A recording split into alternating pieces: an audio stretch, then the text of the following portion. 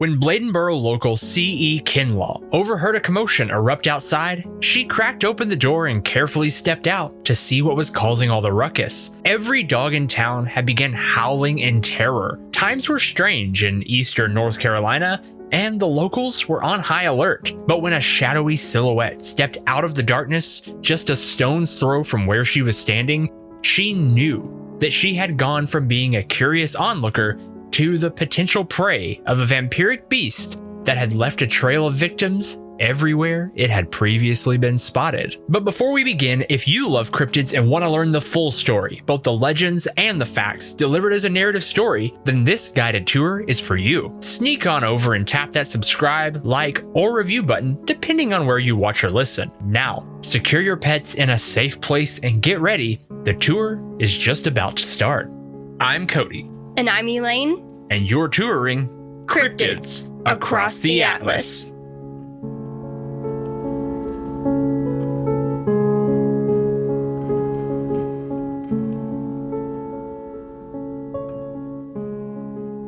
It was a silent, almost holy night on the outskirts of Bladen County. But that silence wouldn't last for long. It was right in that sweet spot at the peak of the holiday season as Christmas waves goodbye and a new year begins to knock on our doors. And while society's upper crust were busy waiting to empty their wallets at tomorrow's launch of the first ever color television to be available to consumers, most folks were content to just enjoy the holidays with family and friends the old-fashioned way, sipping a glass of eggnog around a cozy fire and sharing stories passed down through time. Late on the evening of December 29th, 1953, a local resident of Clarkton, a small town nestled on the eastern edge of North Carolina, overheard a commotion erupt next door. It was as if the neighborhood had come alive, she later reported to local law enforcement. When the unnamed local resident opened her door and stepped out of her house to investigate why every dog on the entire block had begun howling in fear, she noticed something abnormal slumping off into the shadows along the edge of her neighbor's yard. Her neighbor's dogs seemed erratic as she watched this abnormally large cat-like silhouette disappear into the twilight. Baffled and bemused at what she had just witnessed, she rushed to inform local authorities that something weird had just occurred. They came to inspect the area, but whatever she had seen was long gone. But that didn't mean it left without a trace. It seems the howling hounds weren't just howling for the fun of it. When the local sheriff came and inspected the neighbor's yard to look for evidence of what had paid the little town of Clarkton a visit, he found that the neighborhood dogs were now one short from the pack. Authorities didn't have much to go on. A few rowdy dogs, a single attack, and a glimpse of something slinking off into the distance hardly constituted a town-wide hunt, but that would all quickly begin to change. If you travel northwest from Clarkton along Highway 211, within a dozen or so minutes, you'll find yourself in the town of Bladenboro. Located in the forested swamplands of eastern North Carolina, Bladenboro is the epitome of small-town USA. Resting on the southeastern edge of the North Carolina Piedmont, that is, the flatlands at the furthest edge away from a mountain range, this lowland forested area is known for its farming, family life, and occasional flooding. But on New Year's Eve of 1953, Bladenboro would become most known for a feline vampiric monster that created a terror unlike anything this small town had ever witnessed. Roy Ferez was enjoying the calm before the storm. New Year's Eve looked pretty much the same for many police chiefs. A slow day turned rowdy night, but the storm Chief Ferez received wasn't from the expected rowdy partiers ringing in the new year. On December 31st, 1953, the phone on Chief Ferez's desk began to ring. When he hung up the phone, he hopped into his patrol car and hurried down to Woody Storm Farm. As he pulled up, the farm owner met Ferez at the gate and led him down to the scene. There in the farmhouse yard lay two deceased dogs. Ferez approached the bodies of the farm dogs to get a feel for what caused the mess, but something looked off as he examined their cold, stiff remains. Now, before we carry on, I need to take a minute and explain a bit about small town living for those of you who grew up in more populated areas. Rural villages do not have wildlife control. They do not have separate departments to handle more common affairs. Everyone kinda works together for the good of the community. Everyone knows everyone's name. You sit next to the mayor, police chief, postal worker, mechanic, and town drunkard every Sunday at church. And this was even more true in the 1950s, when times were a bit slower and communication wasn't as instantaneous. Small towns are tight-knit communities. When you need a cake, you call Patty down at the bakery. When you need to fix your roof, you call Jack, the local handyman. And when any kind of disturbance happens, what do? You call Roy down at the sheriff's office. Makes sense, right? Good. Now, back to our story. Chief Ferez began his examination of the dogs.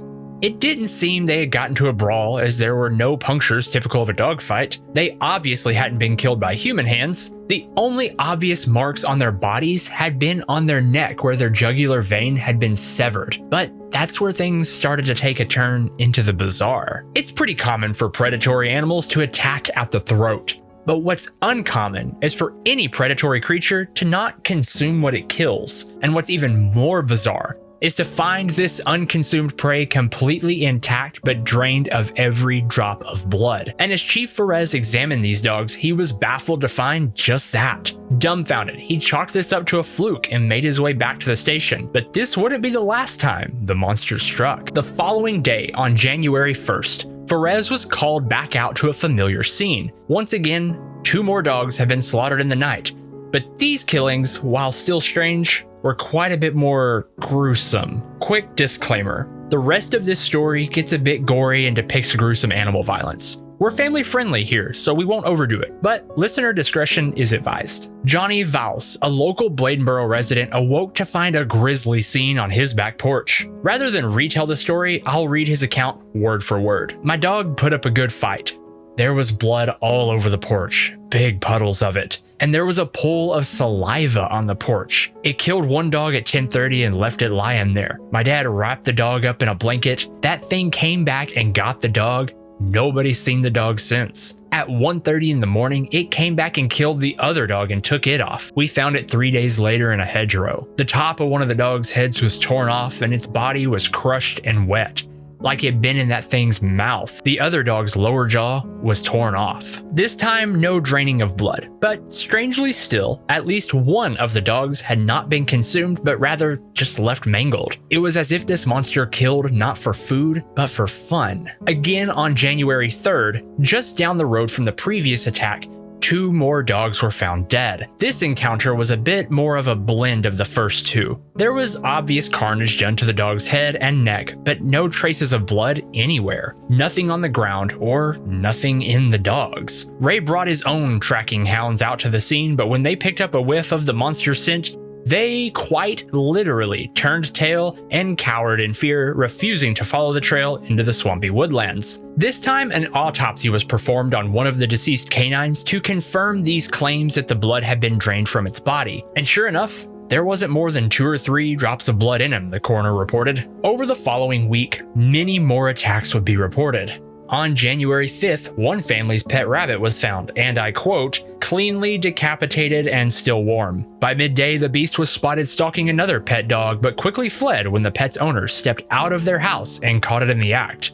This was one of, if not the first, visuals of the monster, by the way. Just a few minutes later, it popped back up momentarily in a neighbor's yard, just 3 houses down before carrying on to cause terror elsewhere. Later that evening, another dog had been found drained dry in a local pasture with its tongue chewed out. That same day, a goat had been reported to have had its head crushed in and flattened as if it had been ran over. The same farmer also reported losing 3 hogs and at least 1 cow, each completely devoid of blood. Long story short, for those of you who might have skimmed through all those gory details, this thing went on a week-long hunting spree that left this poor town shaken to their core. But while the animal attacks were brutal and unnerving, what truly terrified the people of Bladenboro the most was when they finally caught a good look at the monster that terrorized their farm animals and soon would turn its piercing eyes toward them. Also, I'd like to make a quick note. that the attacks we just went over are often quoted in different orders depending on which paper or article you read. Reports were flooding in so fast it all kind of blended together and marinated into a soup of terror, if you will. But all those loose ends came together on January 6th, when this story became much more personal.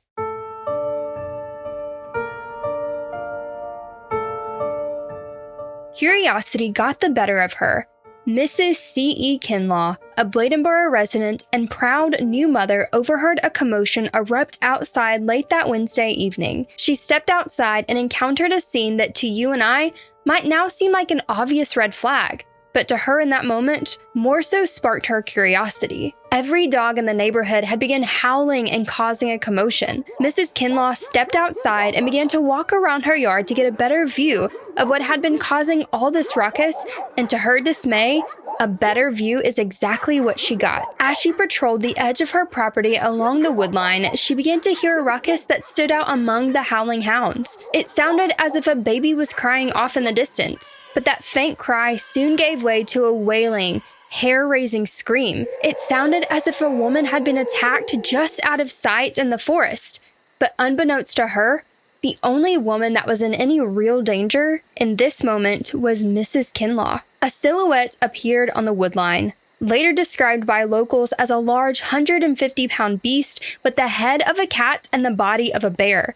Its fur was brown, matted, and tabby. The claws protruding from the pads of its massive 4.5-inch paws were each well over an inch long. Its ears were runty, teeth sharp from draining its victims of blood, and its eyes were fierce with an instinctual wild anger. The beast sized up this young mother, dug its massive claws into the earth, and charged at Mrs. Kinlaw full force, bent on adding human blood to its growing list of prey. Mrs. Kinlaw screamed in terror and bolted for the back door. Already on high alert from the howling they had both heard, Mr. Kinlaw leapt out of his chair, swept up his shotgun, and charged to his wife's rescue. As he cleared the threshold of their home, he frantically yelled at the top of his voice to ward off whatever this beast was that had charged into their yard. Now outnumbered, the beast let out a final howling scream, changed course, and slipped back off into the night.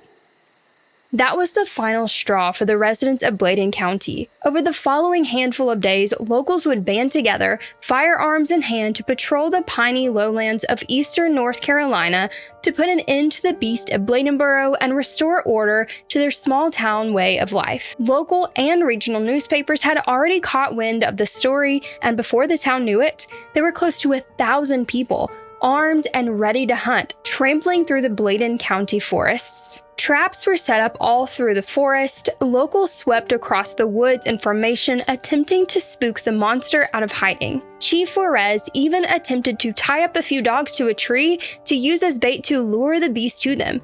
But thankfully, this plan was quickly scrapped when the local Humane Society got involved. People were locking their doors in broad daylight. Kids were forbidden to play outside. Panic took over Bladenboro, and the more people got worked up, the more dangerous and out of hand things got. Soon, Mayor Bob Fussell and Chief Flores pulled away from the commotion and came to the conclusion that while having a monster roaming their woods might be a problem, having 1,000 frazzled townsfolk all armed and ready to kill was a much bigger fright. He gave the order to disband the hunt before someone ended up hurt, or worse, at the hand of an overly anxious hunter. Unless another attack took place and things just escalated that far out of hand, the hunt had to be called off. Just a few days later, on January 13th, Luther Davis, a local farmer, found a bobcat struggling in one of his traps. He shot the large feline and contacted Mayor Fussell, who quickly came down for a photo op, with the cat declaring the Beast of Baldenboro had finally been defeated. Of course, many folks found it hard to believe that such a small cat could have caused this much trouble, but Mayor Fussell seemed convinced. Later that same day, Bruce Souls, a resident from Tabor City, was leaving Bladenboro to make the trip back home when he accidentally ran over a 90-pound leopard-like feline with his car. He tossed the big cat in the trunk and hauled it home to have it stuffed. Yet another man was accredited by local papers for killing the Beast of Bladenboro. Barry Lewis, a professional hunter and guide, spotted a large cat on one of his morning hunts.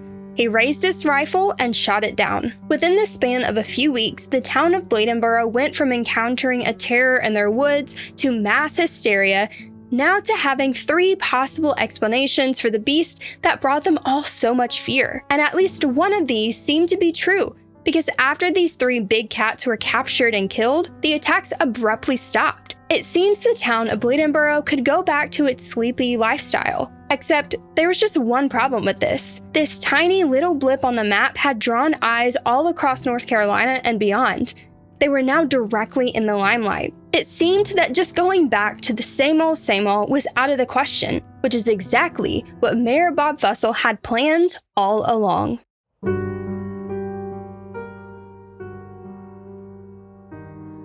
Mayor Woodrow Bob Fussell was a man with a knack for playing on people's emotions.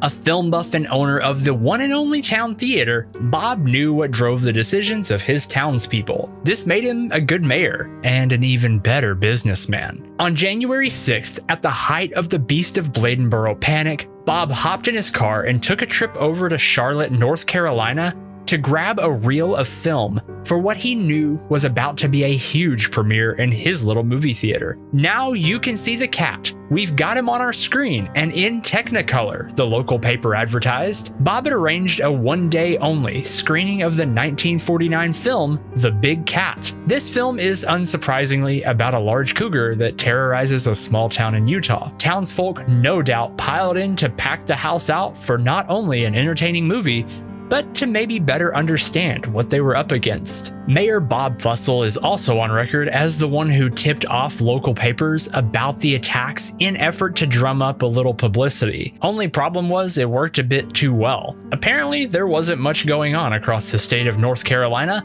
Papers took Bob's reports and ran with them, but it didn't stop there. The sensational news drought stretched even further across the country, so within a matter of days, after the first couple of sightings, papers across the Southeast were wowing readers with the story about how in the little North Carolina community of Bladenboro, a monstrous beast had been wreaking havoc. This spurred a huge influx of hunters and spectators to fulfill their fantasy of becoming monster hunters. Bushmen and frat boys alike poured into the small town from as far away as Tennessee, effectively overwhelming Bladenboro's minuscule police force. That's when Chief Ferez and Mayor Fussell stepped away from the media frenzy and realized their attempt to stir up the humdrum worked too well, and they had to call off this hunt before someone got hurt. And as soon as Mayor Bob caught wind that a local had captured a bobcat, he jumped at the opportunity to snag a photo with it for the next day's paper to squelch the remaining flames of curiosity. Years later, Bob Fussell went on record stating that while he did find the attacks a bit strange, he believed the Beast of Baldenboro was, and I quote, 10% real, 90% imagination, and then went on to state, a little publicity never hurt a small town. As much as we might hate to admit it, Bob Fussell is right. Beast Fest is still to this day a yearly tradition, drawing in 10,000 plus every year, effectively 5xing Bladenboro's population for the weekend of festivities. Folks rally behind the celebrated festival character, Bob, which stands for Beast of Baldenboro, not named after Mayor Bob Fussell. They line up for photo ops and celebrate the big cat much like a sports team rallies behind their mascot. People willingly offer up their hard-earned cash for the festival's famed collard sandwich, or to grab a bowl of chicken bog, which is a type of chicken and sausage stew served with rice. The Feast of Baldenboro, as it has been called, is a row of homemade southern grub stands set up just for the festival, and is a main draw for families and foodies alike. Between the crafts, businesses, restaurants, sponsorships, nonprofit donations, and sheer number of people that flock to Bladenboro every October, you can imagine what this sensationalized story from decades ago has done for the small economy of this town.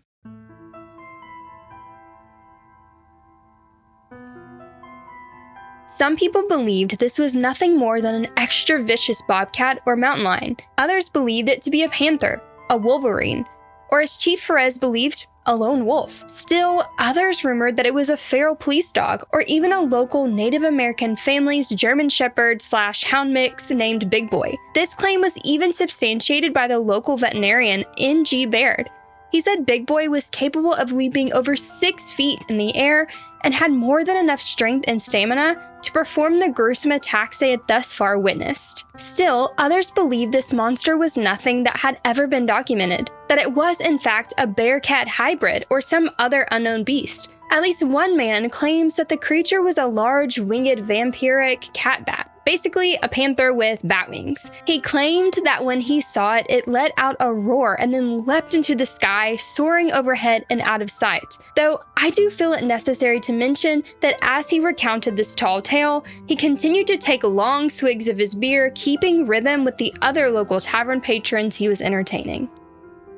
This might surprise you, but this is one of my favorite parts about researching cryptids. I do believe that there are creatures out there we have yet to fully understand. But man, do I love it when in the process of trying to identify those things that go bump in the night, we learn a little more about ourselves. And while we're on the subject, cryptids, along with those who've researched them, like you and I, often get the short end of the stick when it comes to credibility. When you can't explain what something is, it gets dismissed as a misidentification or just all in your head. And when you finally figure out what it is, people say, see, it wasn't a cryptid after all. But that's the point, isn't it? I mean, a cryptid is literally by definition an animal or creature that has been claimed to exist but has yet to be proven. Once it's proven, whether something new, old, or in between, it exits the world of possibilities and enters the realm of practicality. But to me, that journey of figuring it all out, the whole, was it a bear, mountain lion, or vampire bat cat? That journey is where we learn so much. Because even if the answer is a bit mundane, it still sparks something new and exciting. And it helps us understand this world and all that inhabits it just a little bit better. If it wasn't for a sensationalist news article and a wild cat, we wouldn't have this beautiful festival where thousands gathered together to share their crafts and cuisine they created with their own hands. The fact that you and I are still telling this story across this modern invention we call the internet shows us so much about what it means to be human, and how sometimes the most cryptid of creatures, the ones we often understand the least, yet desire to understand the most, are you and me. The depths of the human mind are strange, dark, mysterious, and can be absolutely beautiful. And still yet, as much as we think we have it all figured out, there's so much more we get to learn. In all likelihood, the Beast of Baldenboro was probably just one of North America's ferocious big cats. I mean, we have plenty of them. The facts seem to outweigh the hysteria. Large cats can leave 4-inch tracks. Large cats can often retreat at the sound of human voices. Large cats absolutely will attack dogs, goats, rabbits, cows, and even young mothers. The simplest explanation is often the correct explanation. But then again, large cats are not vampiric. They can't drain the blood from a carcass El Chupacabra style. Maybe it was just a mountain lion or rare leopard, which would still make this by definition a cryptid, mind you, as leopards are long thought extinct in North America. Or maybe there's a new subspecies of big cat roaming the southeast that has found a more iron-rich way of maintaining its physique. Blood. I'm referencing blood. And while I personally lean toward the former of those two possibilities, those that believe the latter, that there is in fact a blood-sucking cat creature roaming the North Carolina swampy forests, might have a more modern bit of evidence to substantiate their beliefs. So whichever way you lean, let's hear one last bit of evidence to help you make up your mind.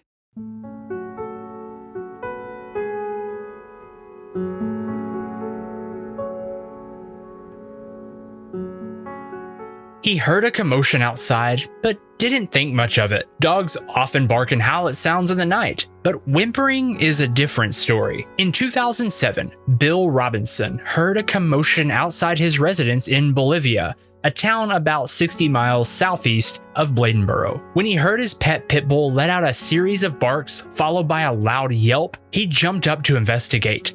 He probably assumed his dog had gotten into a brawl with another neighborhood canine, or possibly caught the wrong end of a snake, or even was bitten by a squirrel, which, as many dog owners whose pups enjoy a good squirrel chase know, is a more common occurrence than you might expect. But upon searching the yard, he found his beloved pup had been attacked by, well, something, and sadly didn't survive. Heartbroken, he dug a grave on the other side of his property to lay the dog to rest.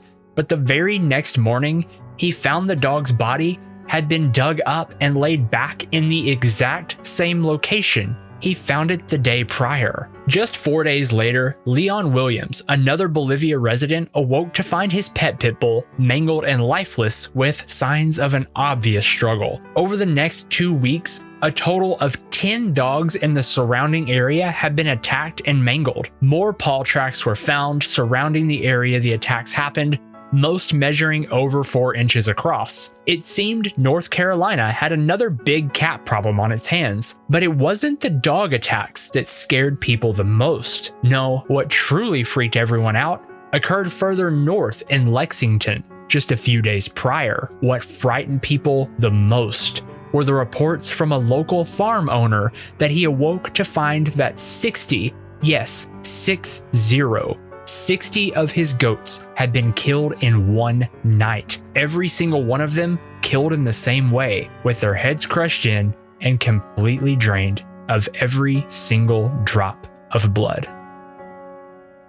This episode of Cryptids Across the Atlas was written by Cody Johnston with music by Braille Atlas. Join us next time as we take a detour into the dense jungle of the Amazon rainforest to pursue a colossal land sloth that's rumored to have survived and thrived since the dawn of the Ice Age. Oh, and bring a pair of nose plugs. This thing's odor will knock you off your feet, literally. If you love cryptids and want to learn even more about the creatures we just talked about, find us on TikTok or Instagram. Just search username @TheCryptidAtlas. By the way, the episode you just witnessed is both a podcast and YouTube video, so whichever format you prefer, we have you covered. Also, check out our interactive cryptid map to browse the globe and learn about cryptids from your favorite areas. Every single episode we make adds another pin to our map. You can find our social channels, the map, and more at thecryptidatlas.com. And when you find us, be sure to tap that follow button and get in on the action by dropping a comment on our recent videos. If you enjoy this show, consider sharing it on with a friend. And if you listen on Apple or Spotify, consider leaving an honest review to help other listeners know what to expect. Thanks for touring Cryptids Across the Atlas. Until next time, keep your eyes open. You never know what you might see just on the edge of the road.